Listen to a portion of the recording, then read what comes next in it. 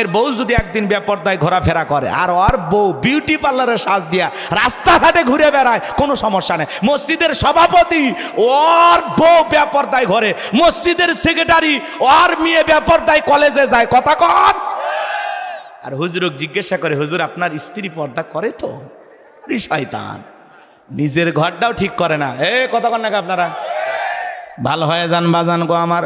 এক হাজি মানুষ বিয়ে বাড়িতে বেড়াইতে গেছে, ফজরের আজান চলতেছে মসজিদে, বলতেছে বিয়াই মসজিদ কোন দিকে? বলে সোজা যায় বামে, বামে যায় ডানে, ডানে যায় পশ্চিম দিকে। কয় নাকি? এইবার হাজি মানুষ যা দেখতেছে মসজিদে আজান হচ্ছে কিন্তু মসজিদের গেটে তালা। কি কি কি? কিন্তু ভিতরে কি হয়? আজান চলতেছে। এদিক ওদিক তাকায়, কোথাও কোনো কিছু কিছু পায় না। পাশেই তাকায় দেখে ছোট্ট একটা ঘর, ওটাই মনে হয় মুয়াজ্জিমের ঘর।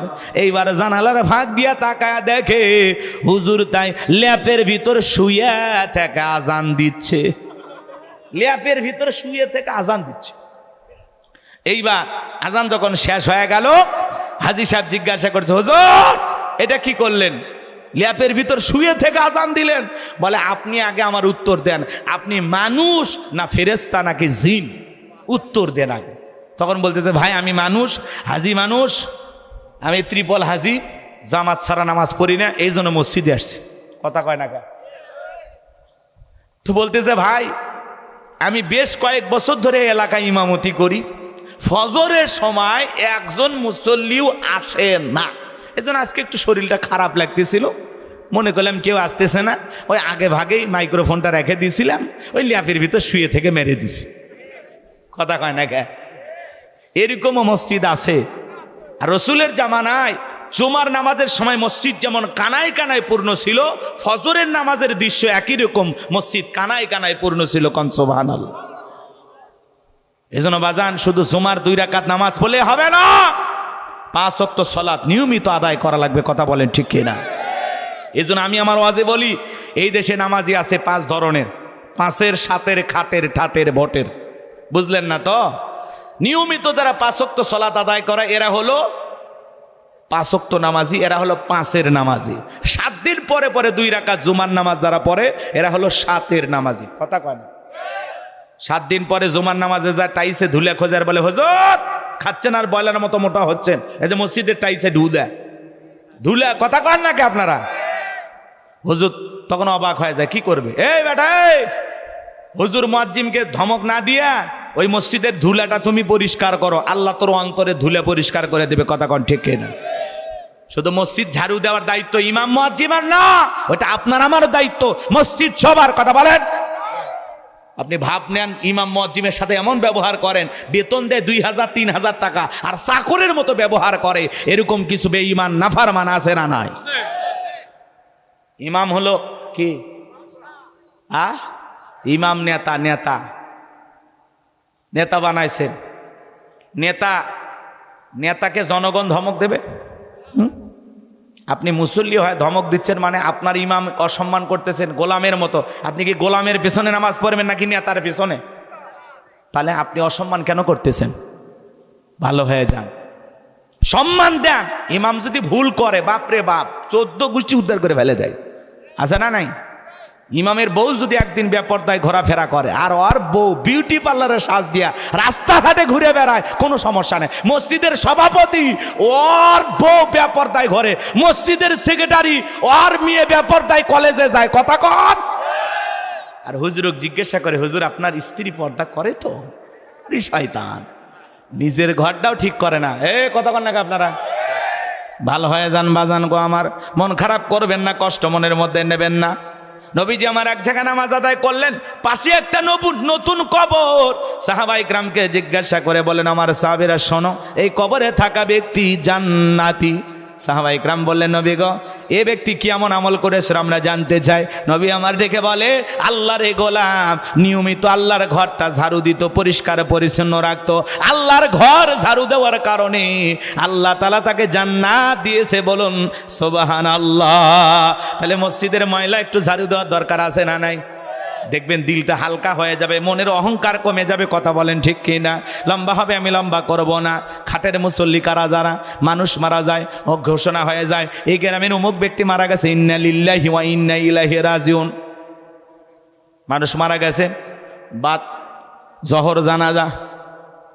সকালবেলা ঘুম থেকে উঠে বলে, বিবি রে একটা ঘোষণা শুনলাম আমাদের গ্রামের অমুক নাকি মারা গেছে। বলে হ্যাঁ ঘটনা সত্য। তখন বলে হারে আমারই বন্ধু মানুষ, গত কয়েকদিন আগে একসাথে বসলাম, আমরা ঘন্টির বাজারে চা খাইলাম, ছেলেটা এত ভালো ছিল চায়ের বিল পর্যন্ত দিতে দিল না, আরো 10 দিন বেঁচে থাকলে চায়ের বিল আরো দিত। দেখেন মারা গেছে, তাড়াতাড়ি করে পাঞ্জাবিটা ধুইয়া রেডি রাখো, আমি একটু তার জানাজা পড়াতে যাব। উদ্দেশ্য হলো জানাজা পড়া, জহর পড়া না। দৌড়ে যায় দেখে হুজুর জানাজা শুরু করেনি, হুজুর শুরু করছে কি জহরের নামাজ। তখন বলতেছে যেহেতু জানাজা পড়তে আসছি জহরটাও পড়ে নে, আল্লাহু আকবার। উদ্দেশ্য হলো কি জানাজা পড়া, জহরের নামাজ পড়া না। কথা বলে না কেন? কিন্তু পরিস্থিতির কারণে বেকায়দায় পড়ে জহরটা আদায় করছে। কথা কন। এরপরে হুজুর দাঁড়ায় বলে কুল্লু নাফসিন যায়কাতুল মাউত। খাটিয়ার সামনে দ্বারা ওয়াজ করতে যে ভাই মৃত্যুর স্বাদ সবাইকে গ্রহণ করা লাগবে। এই যে সাদা টিং টুকরা কাপড়ের মধ্যে আপনাকে আমাকে মরাবে, ভালো হয়ে যান, সোজা হয়ে যান, নামাজি হয়ে যান, আল্লাহওয়ালা হয়ে যান। এখনো সময় আছে ভাই, প্রত্যেকটা মৃত্যু থেকে শিক্ষা গ্রহণ করি।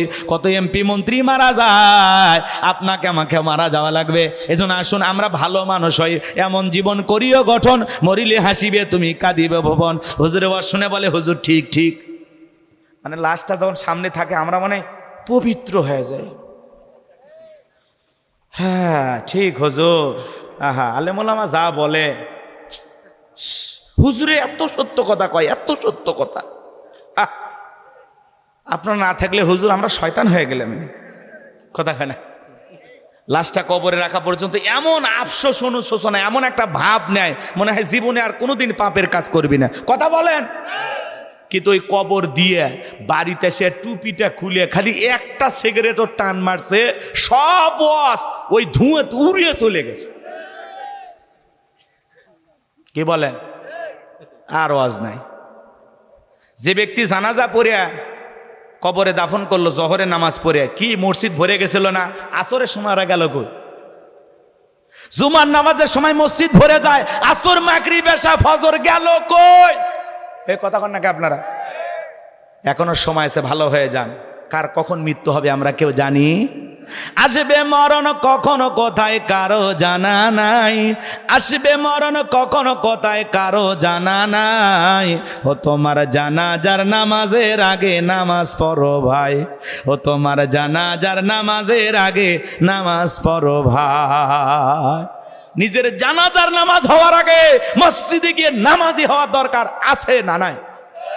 আর 2 ঈদের নামাজ যারা পড়ে এরা হলো ঠাটের মুসল্লি, রোজা একটাও নাই, কিন্তু ভাবসাপ নিয়ে এমন এক নতুন পাঞ্জাবি কিনে হুজুরের কাছে যা বলে হুজুর আসেন হুজুর একটু কোলাকুলি করি। বোঝেননি? হারাম খাইয়া পেটটা এমন বানাইছে মানে 26 মাসের গর্ভবতী। হুজুরকে এতই কায়দায় বুকে নিতে পায়, মাঝখানে পেটটা ব্যারিকেড হয়ে গেছে। কিসের কোলাকুলি হচ্ছে? খালি পেটা পেটি। কথা কয় না কেন? হ্যাঁ, পেটের সাথে পেটের সংঘর্ষ লেগে গেছে। রাগ করতেছেন? এবার হুজুর কানে কানে বলতেছে ভাই রোজা কয়টা? 29টা না 30টা? তারাবি কয়টা হয়েছে? বলতেছে হুজুর ব্যবসায়িক চাপে এতটাই ব্যস্ত ছিলাম একটি রোজাও রাখতে পারিনি, তারাবি পড়তে পারিনি, কিন্তু ইফতার খাওয়া মিস করিনি। এমন কি অমুসলিম ভাইদের ডেকে ডেকে ইফতারি করাছি হুজুর। এ কথা কয় না কে? কিন্তু রোজা রাখেনি। এরকম ভণ্ড আছে না নাই? রাগ করতেছেন নাকি আপনারা? আমার ভাইয়েরা দিল দিয়া কথাগুলো বোঝার চেষ্টা করবেন। 5-এর নামাজি কারা এটা বাদ দিলেন?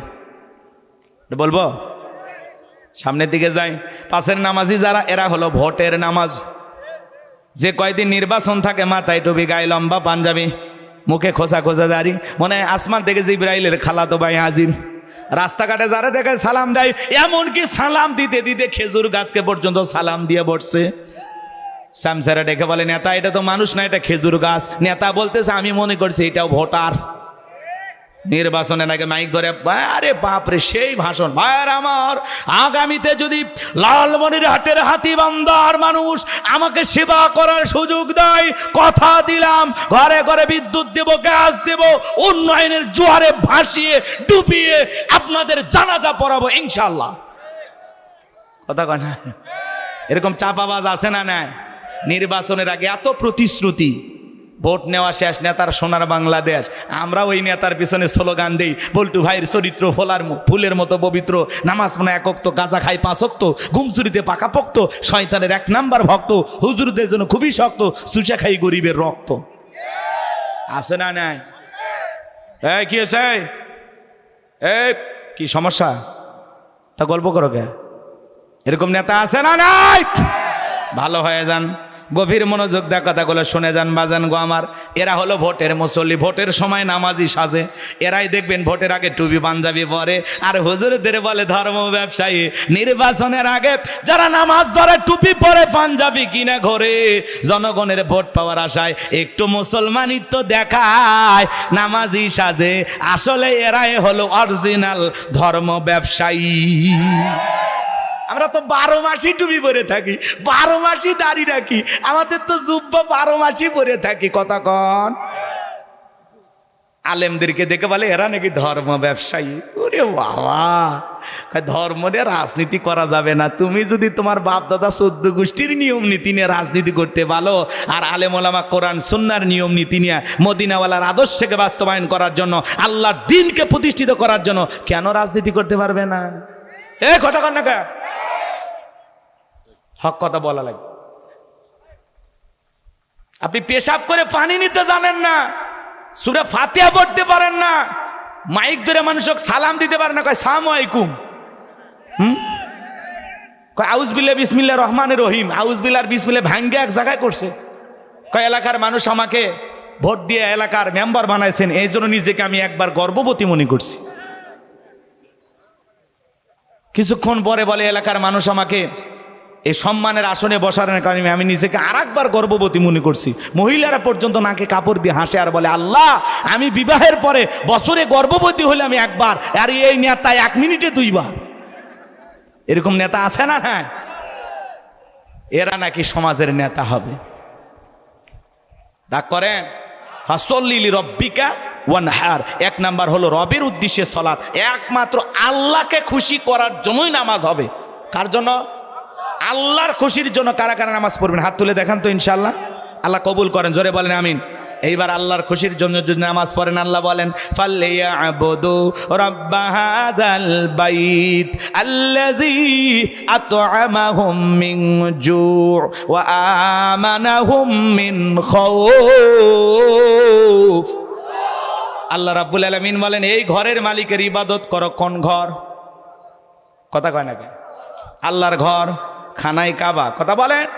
আর আপনাদের এই মসজিদ হলো খানায় কাবার শাখা। এই বাইতুল্লাহ গেছে একজন নাটকের অভিনেতা, নাম হলো মুশফিকুর রহমান ফারহান, নাম শুনছেন? এই ছেলেটা উমরা করতে গেছে, একজন নাটকের অভিনেতা।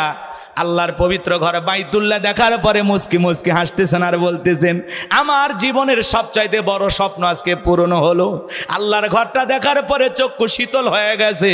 আমি একজন অভিনেতা, কিন্তু আল্লাহর ঘরটা দেখার পরে কি যে আনন্দ পাইছি, কতটা যে ভালো লাগতেছে আপনাদেরকে ভাষায় প্রকাশ করতে পারবো না। আল্লাহর কাছে দোয়া করি আল্লাহ যেন সবাইকে বাইতুল্লাহ আসার তৌফিক দান করেন, জোরে বলেন মারহাবা। আল্লাহর ঘর বাইতুল্লাহ দেখতে গিয়ে নাটকের একজন অভিনেতা ফারহান, সে খুশি হয়ে গেছে, আনন্দে আত্মহারা হয়ে গেছে। আমি দেখলাম এহরামের কাপড় পরে আছে, সোশ্যাল মিডিয়াতে ভিডিওটা ভাইরাল হয়ে গেছে, আপনারা দেখেছেন। একজন নাটকের অভিনেতা আল্লাহর ঘর দেখে আনন্দিত হয়েছেন, খুব খুশি হয়েছেন, তার আনন্দে আত্মহারা হয়ে গেছেন আর বলতেছেন আল্লাহর কাছে দোয়া করি আপনারা যেন সবাই বাইতুল্লাহ আসতে পারেন, ওমরা করতে পারেন, হজ করতে পারেন। আমরা আল্লাহর কাছে দোয়া করি আল্লাহ যেন এই নাটকের অভিনেতাকে হেদায়েত দান করেন, সে যেন গুনাহ থেকে, নাটক সিনেমা থেকে আল্লাহর পথে ফিরে আসতে পারেন, আল্লাহ তৌফিক দান করেন, জোরে বলেন আমিন। আর একটু জোরে বলেন আমিন। আমার ভাইয়েরা, বাইতুল্লাহ কথাকে বুঝতে পেরেছেন? কি যে সুন্দর একটা নিয়ামত আল্লাহর ঘর। যারা 2 চোখে দেখেছে এরা মজাটা পাইছে, কথা কোন ঠিক কি না? আল্লাহর ঘর বাইতুল্লাহ, যারা উমরা করতে যায়, হজ করতে যায়, আল্লাহর এই বান্দারা দেখার চোখের পানি ছেড়ে দিয়া কাঁদে। আল্লাহ তাআলা সেই কথা বলতেছেন ফালিয়াবুদু রাব্বা হাযাল বাইত, এই ঘরের মালিকের ইবাদত করো। আমরা ঘরের ইবাদত করি না, ঘরের মালিকের। আমরা বাইতুল্লাহর ইবাদত করি না, বাইতুল্লাহর মালিকের। আল্লাহ বলেন এই ঘরের মালিকের ইবাদত করো, ইবাদত যদি ইবাদতের মতো হয়, বান্দা নামাজ যদি নামাজের মতো হয়, আমি আল্লাহ তোমাদেরকে দুইটা জিনিস দেব।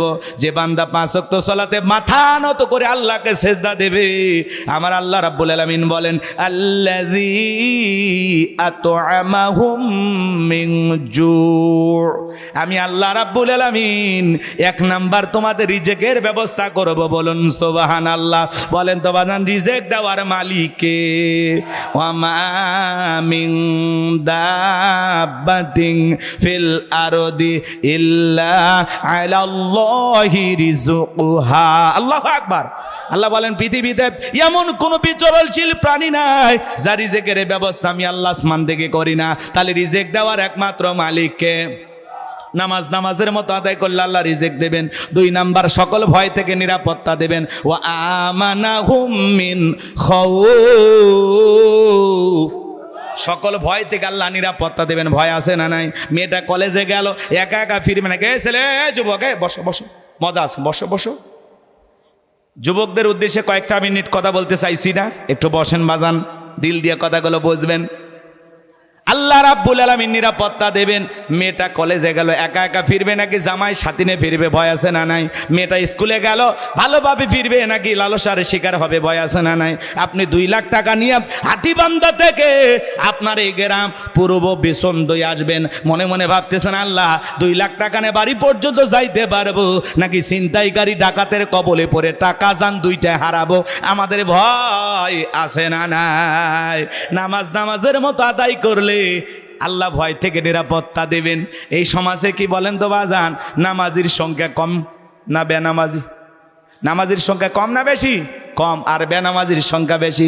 এই সমাজে এদিক খেয়াল করেন বাজান গো আমার, কত নেতা গেল এলো, নিরাপত্তা কিন্তু কেউ দিতে পারলো না। এই সময় নিরাপত্তা প্রতিষ্ঠিত হবে সেই দিন, এই সমাজে শান্তি ফিরে আসবে সেই দিন, আল্লাহর কোরআন দিয়ে জমিনটা চলবে যেই দিন। দিল দিয়া কথাগুলো বোঝার চেষ্টা করবেন। কত নেতা এলো গেল, সবাই বলতেছে আমরা নিরাপত্তা দেব। যেই নেতার কাছে দেশটা আমানত হিসেবে দেন, সেই নেতা দেশে বিদেশে বাড়ি বানায়, কোটি কোটি টাকা দেশ বিদেশে পাচার করে, নিরাপত্তা দেয় না।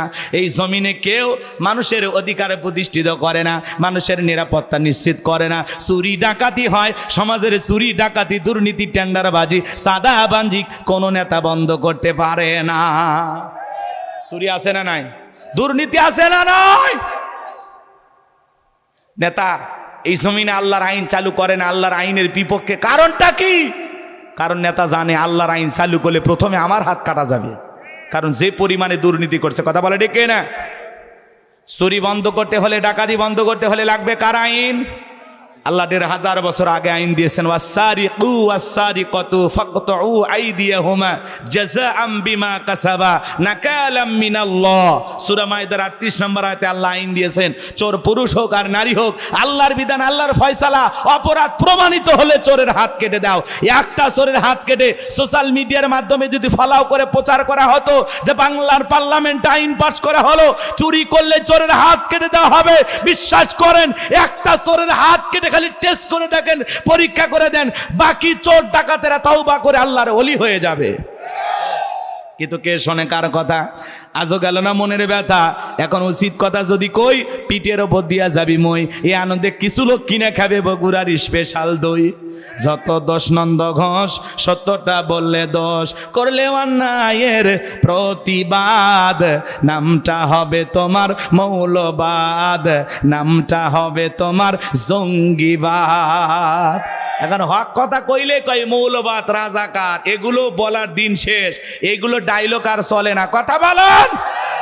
রাজাকার মৌলবাদ বলতে বলতে হাসিনার মুখ দিয়ে ফেনা উঠে গেছে, এগুলার পাবলিক বিশ্বাস করে না। কথা বলেন। এই দেশে কি আর রাজাকার আছে? যুদ্ধ হয়েছে কত বছর আগে, এগুলো মরে শেষ হয়ে গেছে। কথা কর ডেকে না, রাগ করিয়েন না বাজান। 54 বছর স্বাধীনতার কেটে গেল, কত নেতা মুসলিম ক্ষমতার চেয়ারে বসলো, নামাজের ন্যূনতম বিল বাংলার পার্লামেন্টে কেউ পাশ করেনি। কথা বলে ঠিক কিনা? আল্লাহর বিধান ছাড়া এই জমিনে শান্তি প্রতিষ্ঠিত হবে না। মানুষের তৈরি করা তন্ত্র মন্ত্র দিয়ে সমাজে শান্তি আসবে না। এই সমাজে শান্তি আসবে কার আইনে? আল্লাহর আইনে। কথা বলে ঠিক কিনা? এই জমিনে আল্লাহর আইন চালু হোক। কারা কারা চান একটু হাত তুলে দেখান তো দেখি। লিল্লাহে তাকবীর। আল্লাহ এই জমিনকে কোরআন আর ইসলামের জন্য কবুল করুন, জোরে বলুন আমিন। আমার ভাইরা কষ্ট পাচ্ছেন, ফাসল্লি লিরাব্বিকা ওয়ানহার, রবের উদ্দেশ্যে সালাত আদায় করা লাগবে 1 নাম্বার। আর 2 নাম্বার ওয়ানহার মানে কুরবানি করা। কুরবানি করা মানে খালি গরু জবাই করে না, নিজের আমিত্বকে কুরবানি করা, অহংকারকে কুরবানি করা, নিজের ভিতরে থাকা পশুসুলভ আচরণকে কুরবানি করা। কথা কয় না কে? সমাজে কোরবানি হয় কিনা? 7 জন একটা গরু ভাগে কেনে, 7 জন, 4 জন দড়ি ধরে টানে, পিছন থেকে 3 জন ঠেলে, এমন একটা গরু নিয়ে আসে বাজান যেই গরুর ওপরে বয়স্ক ভাতা ওয়াজিব। এমন দুর্বল গরু, কুরবানির স্থান পর্যন্ত হাঁটে যাওয়ার শক্তি নাই, এমন গরু জবাই করলে কুরবানি হবে না। কথা কয়? আল্লাহ বলেন তাসরুন নাযিরিন, চমৎকার হুষ্টপুষ্ট দেখতে সুন্দর আকর্ষণীয় একটা গাবি জবাই করা লাগবে। আপনারা যারা কুরবানি দেবেন, কুরবানি রজ মসজিদের ইমাম করবে, আমার এত কুরবানি রজ করার সময় নাই। কুরবানি যারা দিবেন 3টা জিনিস খেয়াল রাখবেন।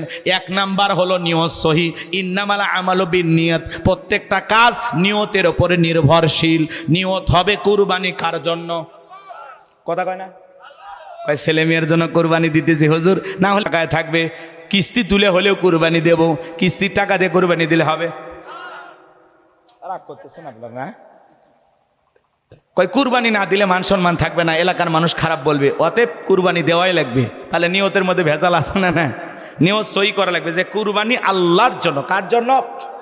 2 নাম্বার, আপনার ইনকাম বৈধ হওয়া লাগবে, হালাল উপার্জনের টাকা দিয়ে কোরবানি দেওয়া লাগবে, সুদের ঘুষের টাকা দিয়ে কোরবানি দিলে হবে না।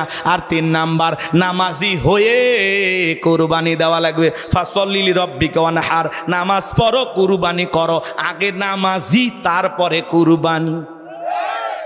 আর আপনি বেনামাজির সাথে ভাগে কুরবানি দেন, হাজি মানুষ বেনামাজির সাথে ভাগে কুরবানি দেয়। কথা কন না আপনারা? জিজ্ঞাসা করলো, চাচা আপনি হাজি মানুষ, যাদের সাথে কোরবানি দিচ্ছেন শুনলাম কেউ নামাজ পড়ে না, কেউ সুদ খায়। বলে বাবা আমি বাড়িতে একাই দিতে চাইছিলাম, কিন্তু বাড়িতে কেউ ছাগলের গোস্ত খায় না, এজন্য বাধ্য হয়ে গরুতে ভাগ দিলাম। ওদের টাকার ভিতরে ভেজাল থাকলে কি হবে? আমারটা ঠিক আছে, এই নিয়তে কোরবানি দিলে হবে। কথা ক্লিয়ার না? ভেজাল আছে। আর যারা কোরবানি দিয়ে খালি ফ্রিজে ভরে, আবার লেখে হুজুর কতদিন ফ্রিজে রেখে খাওয়া যায়? হ্যাঁ, কুরবানি মানে ত্যাগ করা, উৎসর্গ করা, বিলিয়ে দেওয়া, বন্টন করা। কুরবানি মানে একা খাওয়ার নাম নয়, ভোগের নাম কুরবানি নয়, ত্যাগের নাম হলো কুরবানি। কথা বলেন? প্রতিবেশী মশলা বাইটা, আদা রসুন বাইটা, গরিব মানুষ বসে আছে, কেউ যদি 2 টুকরা দেয় বাচ্চাদেরকে রান্না করে খাওয়াবে, আপনি তার ঘরে 2 টুকরা না পৌঁছায় ফ্রিজে রাখতেছেন, আর বউকে বলতেছে 6 মাস গোস্ত কেনার কথা বলবি না। এমনও কুরবানি দাতা আছে, এই কুরবানির গোস্ত পরের কুরবানির দিনেও খায়। কথা কন না কেন?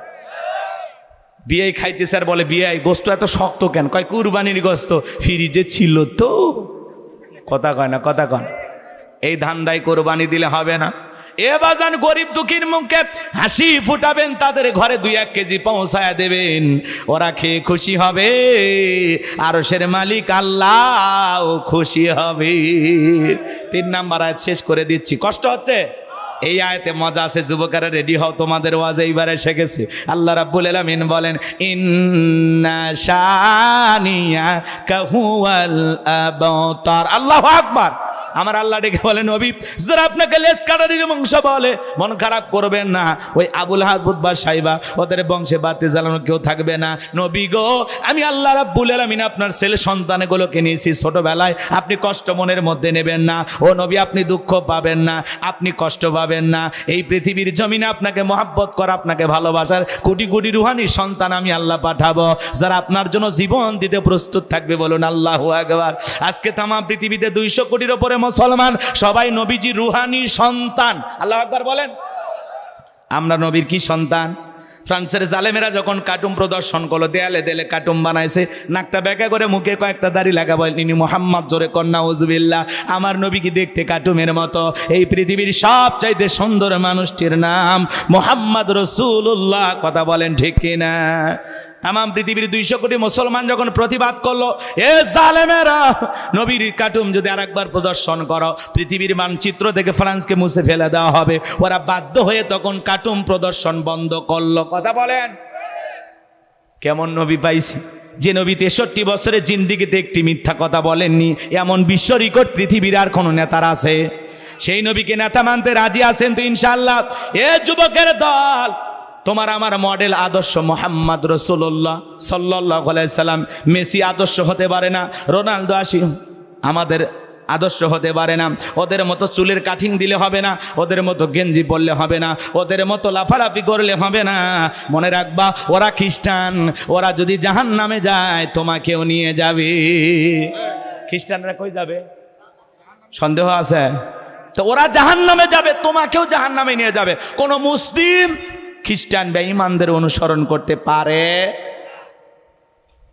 মেসির স্টাইল করলে হবে না, স্টাইল মানতে হবে মোহাম্মদ রাসূলুল্লাহ সাল্লাল্লাহু আলাইহি ওয়াসাল্লাম। মেসি, রোনালদো, নেইমার এদের মতো চুলের কাটিং হবে না, চুলের কাটিং হবে মোহাম্মদ রাসূলুল্লাহর মতো। কথা বলেন ঠিক কি না? যুবকের দল ভালো করে শোনো, আল্লাহ বলেন লাকাদ কানা লাকুম ফি রাসূলিল্লাহি উসওয়াতুন হাসানা, তোমাদের জন্য উত্তম আদর্শ আছে রাসূলের জীবনের ভিতরে। রাসূল হলেন আমাদের আদর্শ। কথা বলেন ঠিক কি না? রাসূল যেমনি ঘুমিয়েছেন তেমনি আপনাকে আমাকে ঘুমাইতে হবে। রাসূল যেভাবে খাবার খেয়েছেন ওইভাবে আপনাকে আমাকে খাবার খাইতে হবে। রাসূলের সুন্নতি পদ্ধতিকে অনুসরণ করতে হবে। কথা বলেন ঠিক কিনা? লম্বা হবে, আমি লম্বা করব না। আমার ভাইয়েরা, জালেমেরা যখন কার্টুন প্রদর্শন করেছিল, মুসলমানের প্রতিবাদ করেছিল, ওরা বন্ধ করেছিল। আজও পৃথিবীর জমিনে মাঝে মাঝে দেখা যায় জালেম বেঈমানের নবীকে গালি দেয়। মনে রাখবেন, নবীকে গালি দিবে যারা, অপমান করবে যারা, অবৈধ যারও সন্তান তারা। মক্কাতে গালি দিয়েছিল ওলীদ বিন মুগিরা, অকাদ্য ভাষায় নবীকে গালিগালাজ করতেছে। আল্লাহ তাআলা আয়াত নাজিল করে বলেন উতুল্লিম বাদা যালিকা জানিম, নবী গো, এই ওলীদ বিন মুগিরা হলো পিতৃ পরিচয়হীন যারও সন্তান, এর জন্মের ঠিক নাই। ওলীদ বিন মুগিরা আরবের মানুষ। এই কথা শোনার পরে বলে, নবী এত বড় কথা? বলে ঠিক আছে, আপনি একটু থাকেন, আমি আমার মায়ের কাছে যাই। ছেলেটা বৈধ না অবৈধ জানে কে? ফ্যাক্টরির মালিক, তার মানে তার মা। কথা কয়, সন্তানটা বৈধ না বৈধ জানে কে? মা। এইবার তার মায়ের নাম ছিল ঝর্ণা। যা বলে, মা করবি না কোনো তালবাহানা, নবীজি আমাকে বলেছেন উতুল্লিম বাদা যালিকা জানিম, আমি নাকি পিতৃ পরিচয়হীন যারও সন্তান, আমার নাকি জন্মের ঠিক নাই। এই কথা যখন বলেছে, ওলীদ বিন মুগিরার মা বৃদ্ধ মানুষ ডেকে বলতেছে, বাবা যা বলবো সত্য বলবো। আর মনে মনে ভাবতেছে, এখন এত গোপন তত্ত্ব নবী জানলো কেমনে? নবী তো জানতেন না, নবীকে জানিয়ে দিয়েছেন তিনি কে? ওলীদ বিন মুগিরার মা বলতেছে, বাবা শোন, তোর বাবা ব্যবসা বাণিজ্যের কাজে এতটাই ব্যস্ত থাকতো, তোর বাবা ব্যবসা আসেনি, টাকা আসেনি, কিন্তু তোর মায়ের মন বসে না। সে যে কেন আসে না, কিছু ভালো লাগে না। এবার আসুক, তারে আমি মজা দেখাবো।